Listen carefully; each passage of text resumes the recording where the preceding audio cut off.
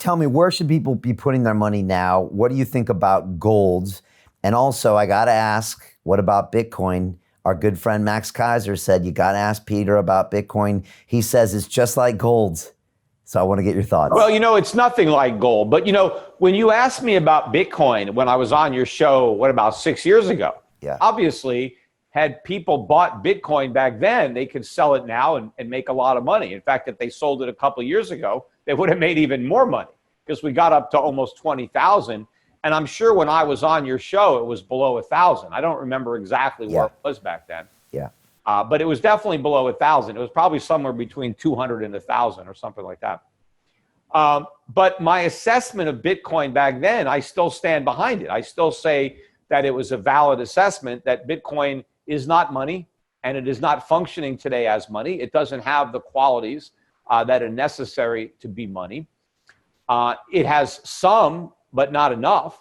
It has some of the properties that gold has that makes gold better money than cattle, or oil or wheat or, other commodities that could function as money.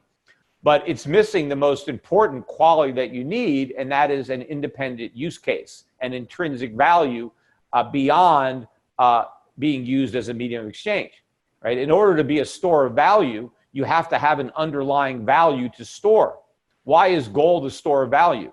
Because gold could be used in jewelry and gold could be used in industry. It could be used in consumer electronics. It's the greatest conductor of electricity of all the metals. It can be used in aerospace. It can be used in dentistry. And it is used in the real world. And the beauty of gold does not lose any of those properties over time. So an ounce of gold today, if I bury it in the ground and I dig it up in 100 years, it can be used as if it was brand new. And in fact, even if you use gold for something, let's say I have a gold bracelet, I can melt that bracelet down and I get the gold back and I could use it all over again. And the gold that was melted down from a bracelet is exactly the same as the gold that gets taken out of the ground that day. So it is a great store of value. It doesn't tarnish, it doesn't decay.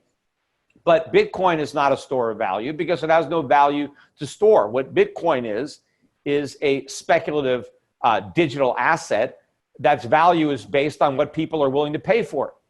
And people are willing to pay over $9,000 for a Bitcoin today. Why? Is there anything they can do with it? No. All they can do is hold it until they sell it to somebody else. And people are buying it because they think they can sell it to somebody else for a higher price in the future. What happens? The supply of fools runs out and the price just starts falling and there are no people willing to pay higher prices. Well, then the party is over and Bitcoin will fall to its intrinsic value, which is zero. Now, maybe it will have some slight value above zero. Maybe there'll be some use case for it at some very, very low price. But I don't think people should be buying it if they're worried about inflation, if they're looking for a store of value or a safe haven. I think Bitcoin does not qualify as any of those.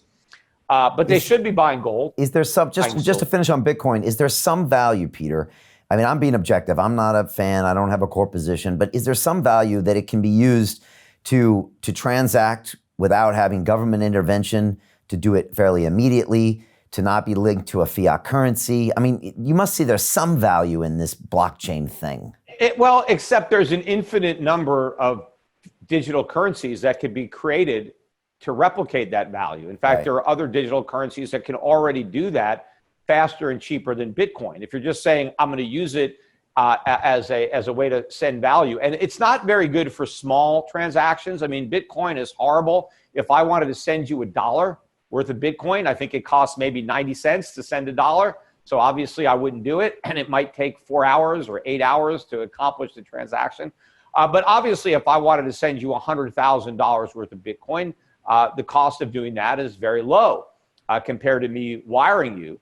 But the risk is high. What if the 100,000 turns into 95,000, in transit? What if Bitcoin price drops 5%, which it can do any minute? It's done it many times before. I've seen it drop 10% in the matter of minutes. So there is a lot of volatility risk that you have in Bitcoin. If I'm just going to wire you 100,000 in cash, I don't take that kind of risk.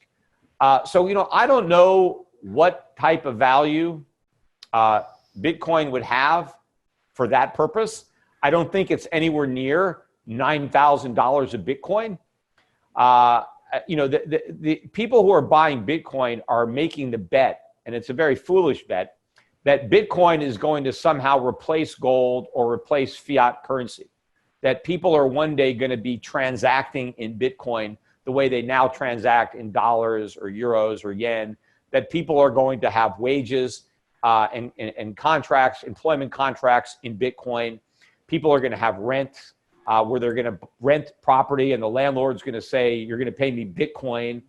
People are going to take out insurance policies where the payoffs are going to be in Bitcoin. People are going to loan each other money. They're going to buy bonds where the principal and the interests are in Bitcoin.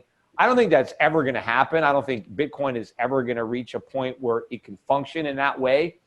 I think long before then it will collapse. Yeah, I think it's just a speculative bubble. But people do need to get their money out of the U.S. dollar. Like you can listen, Goldman Sachs had this conference call for investors yesterday, and they specifically said that Bitcoin is not an asset class. You don't want to buy any Bitcoin. We're not going to recommend it to their clients. And I 100% agree with Goldman's assessment of Bitcoin. But I disagree with their premise that there's nothing to worry about. See, they also think that the dollar is sound. And you don't need an inflation hedge. That's their other premise. So they say, A, you don't need an inflation hedge, and B, if you need one, then you don't want to buy Bitcoin because there's no evidence that it is. And I agree with that. But I disagree with their premise that everything is fine, there's nothing to worry about, the dollar is sound, and there's no inflation. I think there's a lot of inflation. The dollar is anything but sound, and people need a hedge. Okay, and tell me about gold. Gold and silver work. Okay, tell me about Silver gold. are real money, and they will provide a hedge. I think gold and silver mining stocks right now, I think for the people who don't just want to hedge, but they want to really make money, they don't want to just preserve their wealth, they want to compound their wealth. I think you have a great opportunity now in the gold mining sector. I've got a lot of my own personal money in gold mining stocks. I have a lot of client money in gold mining stocks. In fact, I have separately managed accounts that I manage in portfolios of gold stocks. If people are interested, they can go to europacificfunds.com and inquire. We also have mutual funds that we manage. Euro Pacific Gold Fund, where people can buy my mutual fund that's in gold mining stocks. I think we could see some 10 baggers, 20 baggers. Some of these stocks, some of the juniors could go up 50-fold if we get $5,000 gold, $10,000 gold, $20,000 gold. I think all of these numbers are in play. I think we're going to go back to a gold standard. I mean, I don't think there's any other way that this is going to end. I think once we have a dollar crisis, the only way to restore confidence to the monetary system is to have all these fiat currencies no longer fiat, to back them by gold the way they were before they were backed by dollars. And in fact, when the dollar became the reserve currency, people forget this. The dollar was as good as gold, or at least that's what people thought. If you had $35, you had an ounce of gold. The U.S. government made that promise that you could exchange $35 for an ounce of gold whenever you wanted. And in the meantime, you can loan the money to the U.S. government by buying treasuries and get maybe a 7-8% interest rate, right, on your gold.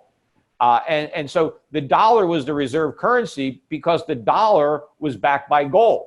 And so if your currency was backed by the dollar, which was backed by gold, well, then your currency was backed by gold as well through the association with the dollar.